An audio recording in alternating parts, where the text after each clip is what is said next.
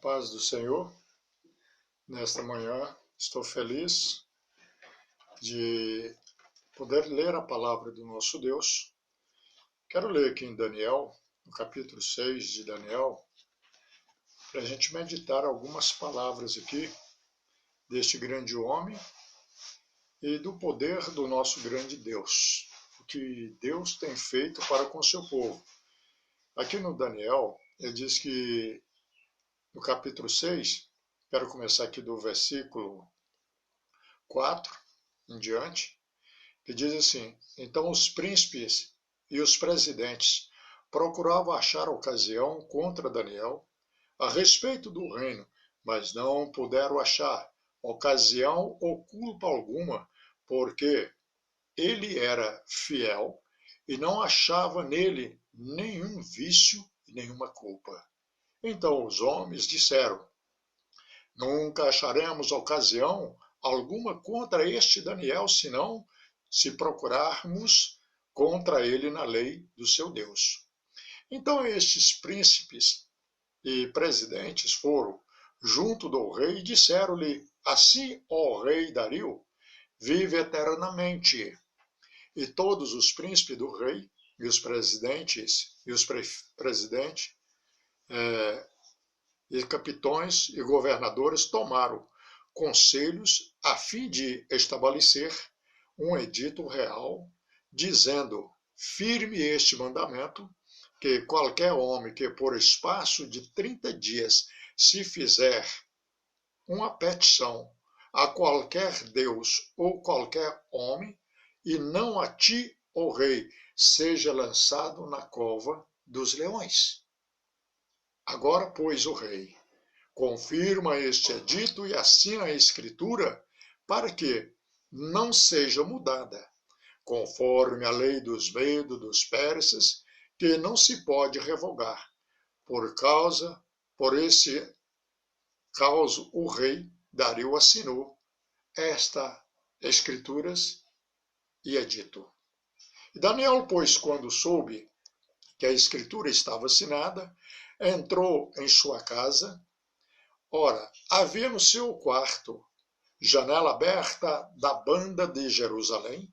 3 vezes o dia se punha de joelho, orava e dava graça a Deus, e como fazia antes. Então aqueles homens foram juntos e acharam Daniel orando e suplicando ao seu Deus. O interessante aqui que aqueles homens, quando chegam para o rei para propor alguma coisa para adoração para o rei, pedindo que durante o espaço de 30 dias que ninguém poderia adorar nenhum Deus e nenhum outro homem a não ser ao rei. Eles não estavam realmente pensando no rei, querendo agradar o rei. Não. O objetivo deles era tentar contra Daniel. Era tirar Daniel de circulação por causa da inveja que eles tinham de Daniel. Daniel era um homem fiel, como eles chegaram ao ponto de declarar que eles não iam achar culpa nenhuma de Daniel, do jeito que eles estavam procurando no reino algo que pudesse incriminar. Eles não iam encontrar, porque Daniel era fiel. Era fiel primeiramente a Deus e depois era fiel ao reinado, era fiel ao seu rei. Tudo que colocasse ele para fazer, ele era fiel naquilo. Daniel era dedicado, primeiramente dedicado a Deus, e depois todo o reinado. Era um homem da inteira confiança do rei. Então era difícil para eles achar alguma acusação contra Daniel. Mas eles começam agora a tentar um plano diabólico. Eles intentam um plano diabólico contra Daniel, para tentar achar algum erro em Daniel, mesmo na lei de Deus. Ele falou assim: vamos encontrar ali na lei de Deus, do Deus dele, nós vamos encontrar, porque nós vamos pediu o rei para assinar essa lei, e depois da lei assinada, aí sim, nós vamos pegar Daniel em falha contra o rei, desobedecendo um edito do rei. E a lei estava assinada, estava selada. E ele vai e fica de tocar até que pega Daniel orando a Deus. Daniel estava fazendo o que era certo. Daniel estava buscando de Deus, mesmo quando ele ficou sabendo que a lei o proibia. Estava ali proibindo ele de buscar a Deus, mas ele não parou. Ele continuou buscar a Deus, porque ele sabia que, acima de tudo, tinha um Deus que poderia o livrar, que poderia salvar. Nunca tinha acontecido algo como aconteceu exatamente por causa da obediência de Daniel. E aqui que eu quero chamar a minha e a sua atenção. Estamos vivendo um momento de sofrimento. O mundo parou. O mundo parou e o mundo chora. Lamenta pelas perdas que estão acontecendo no mundo. Mas muitas pessoas lamentam e outras blasfemam de Deus.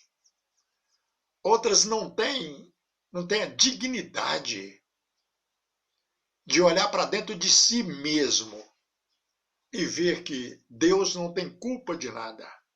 O culpado é o próprio homem. É o próprio homem que é o culpado de tudo o que está acontecendo. Deus não tem culpa. Deus simplesmente, ele avisa o seu povo, ele aconselha o seu povo. Ele dá conselho, ele ensina o que nós devemos fazer para aproximarmos dele. Mas parece que mais Deus aconselha, mais a palavra de Deus aconselha, mais o homem se distancia.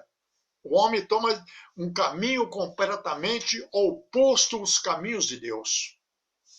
O coração do homem se revolta contra Deus e contra tudo que é santo. Foi diferente de Daniel. O decreto proibia que Daniel adorasse a Deus. E Daniel fez o quê? Foi adorar a Deus, continuou adorando a Deus, sendo que tudo conspirava contra ele. Mas no céu tinha alguém que o estava disposto para o defender.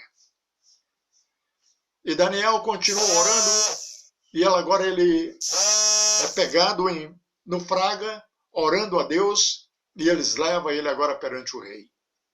O rei tenta de tudo para defender Daniel, mas não conseguiu defender Daniel, porque a lei estava assinada. A lei estava assinada e selada com o anel do rei, símbolo que não poderia revogar aquela lei. Aquela lei já tinha sido vigorada e teria que ser cumprida. Mas quando Deus entra em ação, as coisas mudam. Decreto do rei muda, decreto do rei vira, o coração do rei muda quando Deus está no controle. Daniel é jogado na cova dos leões. O rei não pôde livrar ele, mas o rei dos reis estava com Daniel. Oh, glória! O rei dos reis e senhor do senhor estava ao lado de Daniel para o proteger Daniel. E joga ele na cova dos leões e fecha a cela agora com o anel do rei para que ninguém o abrisse aquela cova. O rei vai para seu quarto, para o seu palácio, dispensou todas as festas, não comeu, não dormiu à noite, perdeu-se o sono e de manhã, bem cedinho, o rei vai correndo na cova. E no coração dele ele pensa assim, vai que o Deus de Daniel pode ter livrado Daniel. E foi o que ele falou quando ele chegou na cova, ele chamou Daniel. Daniel, Daniel, vá que o seu Deus tenha tido compaixão de ti e tenha te livrado, Daniel.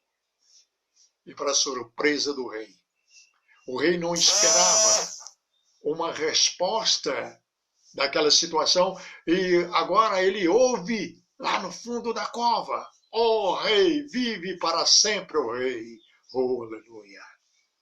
Vive para sempre, ó rei.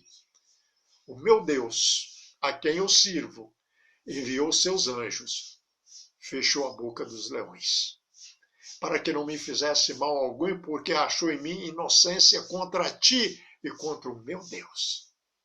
Ah, momento feliz. Momento alegre agora para o coração do rei. O rei agora se alegra, está feliz agora porque o seu grande amigo está são, está salvo, está vivo. Ele manda tirar da cova com muita alegria. E agora, todos aqueles que acusaram Daniel, ele assina o decreto agora e lança todos eles na cova dos leões. Vê o que é uma vida de oração. Uma vida de quem vive para Deus. Não vive a sua própria vontade, mas a vontade de Deus. É colocar Deus acima de todas as coisas. É colocar a Deus em primeiro lugar. Daniel fez isso. E nessa palavra de Daniel nós aprendemos isso, colocar a Deus em primeiro lugar. A peste está aí. Está no mundo inteiro. Não é só no Brasil, no mundo inteiro está a peste. Mas vamos buscar a Deus e colocar Ele em primeiro lugar. Quando colocamos Ele em primeiro lugar, aí tenho certeza que o mesmo Deus que ouviu Daniel é o mesmo Deus que vai ouvir você no seu quarto, na sua sala, onde que você estiver agora orando a Deus. Esse mesmo Deus vai te responder como respondeu Daniel. E Ele vai colocar a sua mão de poder e vai aplacar todo este mal. Mas no momento dele, na hora dele, Ele não livrou Daniel antes da cova, mas Ele livrou Daniel na cova. E Ele vai livrar você agora neste mal que está acontecendo, que pairou sobre o mundo. Que está sobre o mundo, sobre as nossas cabeças, mas a mão de Deus está conosco. A mão de Deus está nos protegendo. Baste que você ore. Que você clame, que você busca por este Deus. Um Deus que alguém diz que é um Deus que não tem rosto, mas é um Deus que Ele te vê. É um Deus que te enxerga. Um Deus que sonda os nossos corações e agora Ele está sondando o teu coração, o meu coração, agora nesta manhã. Ele estará contigo, meu irmão, minha irmã. Estará com você para te dar a resposta que você está buscando na oração.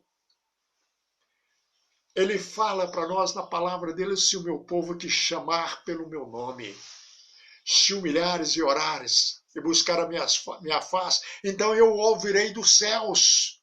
Mas nós temos que orar, temos que buscar a face de Deus, temos que nos curvar adiante de Deus e pedir o perdão dos nossos pecados, das nossas faltas, porque Ele é o único Deus que pode perdoar.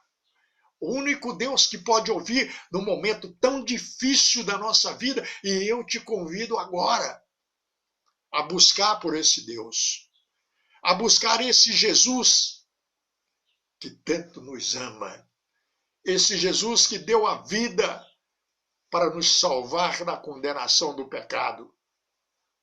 É esse Deus que vai fazer você passar por esta luta, por essas lutas que nós estamos enfrentando. Você e eu, nós não vamos passar sozinhos, porque temos um Deus que vai passar conosco, vai nos sustentar. Esse momento caótico, esse momento de tristeza, esse momento de lamento, esse é o nosso Deus. Tenha fé, meu irmão, tenha fé, minha irmã, porque Ele estará contigo.